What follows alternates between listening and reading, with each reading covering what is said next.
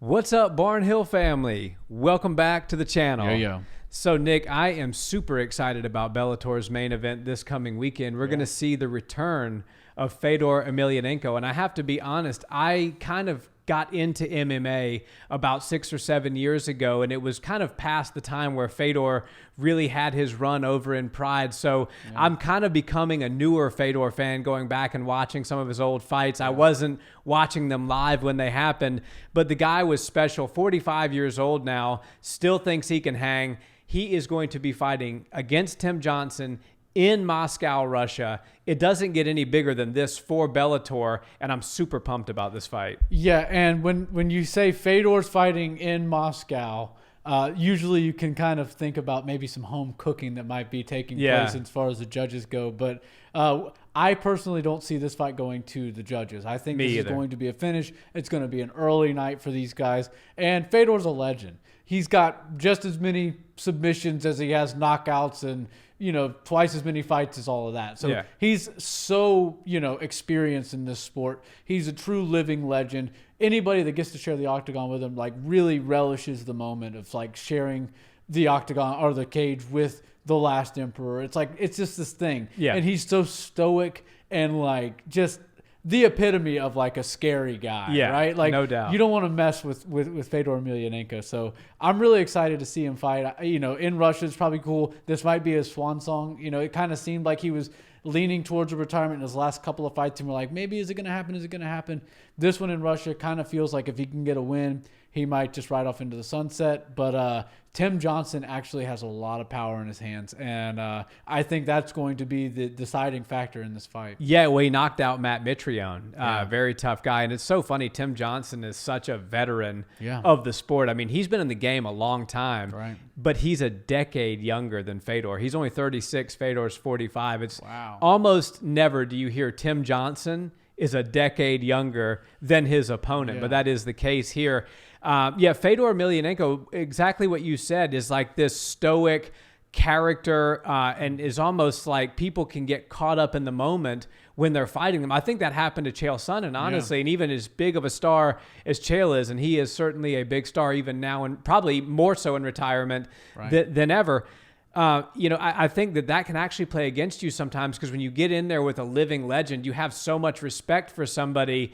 Sometimes you can kind of get caught up in the moment and catch yourself watching the event rather than participating in it. Sure. I don't think that'll be the case with Tim Johnson. He's been in the game a long time. He's got some knockouts to his name as well. But Fedor, what you talk about balance, 15 subs, 15 KOs. Great power in his hand. I think he's got 39 total wins, so 9 of them by decision. The vast majority, a nice mix between KOs and subs. Really, really good power. He has better timing and precision even than power. I think a lot of people talk about how he's got such great knockout power, but I think more than even that, Fedor, from the fights that I've gone back and watched, really just finds the target extremely well. And then look at his Sambo accolades. I mean, he has everything that there is to win in combat Sambo. He's won. He's like Habib, but heavy, with more knockout power. 100 pounds heavy. Yeah. It's pretty amazing. Definitely one of the GOATs of, if not the GOAT of the heavyweight, division amongst all organizations. This is a pick'em fight. It's -110 to -110. The odds makers could see this going either way, and honestly, so could I. I think I'm going to pick Fedor because it's in Russia. He's not one that gets caught up in the moment. He will rise to the occasion for his Russian fans. He will walk out like the true warrior that he is, totally stone cold face, the look of death right across the cage, which presumably he will be walking out second. Look at Tim Johnson, get in there and handle business. I'm picking Fedor Emelianenko TKO at the end of the first round. Yeah, I think it's going to be a first round finish. And while I want to I will be rooting for Fedor. I want to pick Fedor, but when you turn 40 years old, there's this thing, and I haven't had the pleasure of turning 40 yet, but everybody says that things just change. Your body, your chin, if you're in fighting, it's your chin more specifically, and the speed in which you move. And I've kind of seen it. Like the Fedor of old, if you go back and watch any of his highlight reels and his old fights, he's just on another level, operating at a different frequency. but he looks like a human when he's fought in the last 4 or 5 years. And that, to me, is a little bit scary. You got a guy like Tim Johnson who would love to have Fedor Emelianenko on his record as somebody that he's beaten. And I just feel like the chin has gone a little bit. He's more of a normal guy, Fedor is, than he used to be.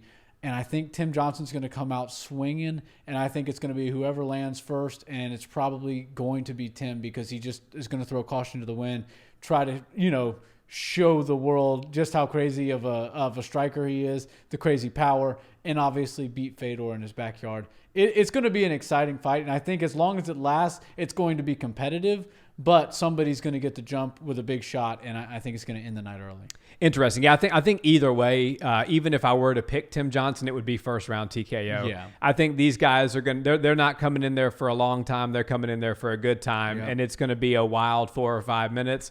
And I think we're not going to see the stools come out for the second round. Yeah. But this is really big for Bellator. This is probably maybe the biggest event for Bellator thus far. I mean, you have Fedor, who's one of the biggest stars in mixed martial arts history. I mean, if you were to make a Mount Rushmore of mixed martial arts, you're talking about 4 people. Fedor might just be on there. I think he certainly should be. Yeah. And you're talking about him fighting in his home country with a live audience. Yep. It doesn't get any bigger than this. Bellator is doing some good things, and now these are 2 great fights back to back. Last weekend they had Nemkov, Fedor's pupil, come out and look spectacular against a guy that was stepping in to fight him for the title with Corey Anderson. Anglocast, yeah. Corey Anderson's going to be fighting him next, and so the Bellator is doing really good, especially with the young Russian fighters. Habib's younger brother is going to be on this card as well. So go ahead and chalk that up as a big victory. That'll be a victory. Spoiler alert, I'm picking Habib's brother to win the fight. But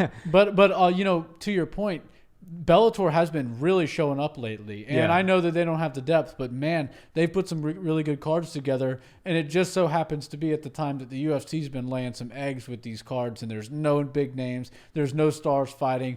And it kind of feels like at this point the UFC is back to putting on about 6 good shows a year, and they're stacking them with 2 and 3, and probably we'll see 4 title fights in one night just so they can make a huge pay-per-view night. But as of late, Bellator's kind of been crushing it with these cards, and this one's going to be obviously one for the books because Fedor Emelianenko's fighting. Yeah, for sure. But it could be the last time we see him. Possibly. But, he did get knocked out by Ryan Bader. And Ryan Bader does still hold, even though he just got finished in less than a minute by Corey Anderson, he does still hold the heavyweight belt. Right. And so there might be some sort of desire for Fedor to want to right that wrong. If he beats Tim Johnson, they'll put him right in there with Bader again if he wants it. Yeah. So I could see him sticking around for one more, but I think 2 at the most, and it would only be for that belt to try to get his redemption against Ryan Bader. But to what you said earlier, the UFC has been laying some eggs lately, but I will give them some leeway because we got 268 and 269 back to back. And we've got just insane cards for end of October and then the first week of November. I think it's literally 2 pay-per-views back to back, even though I think 68 is not going to be a pay-per-view. It's just going to be free on ESPN Plus. But anyways, whatever. You know what I'm talking about. Yeah. They've got 2 baller cards back to back.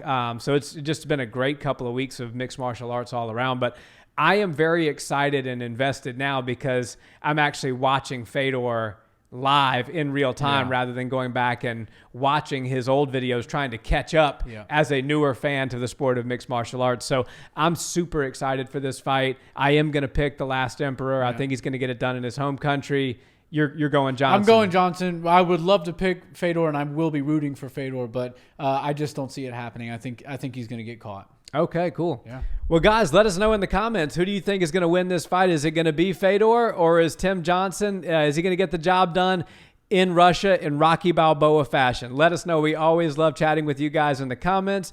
And a subscribe and like, if you haven't already, is always much appreciated. Have a wonderful day, guys. Peace.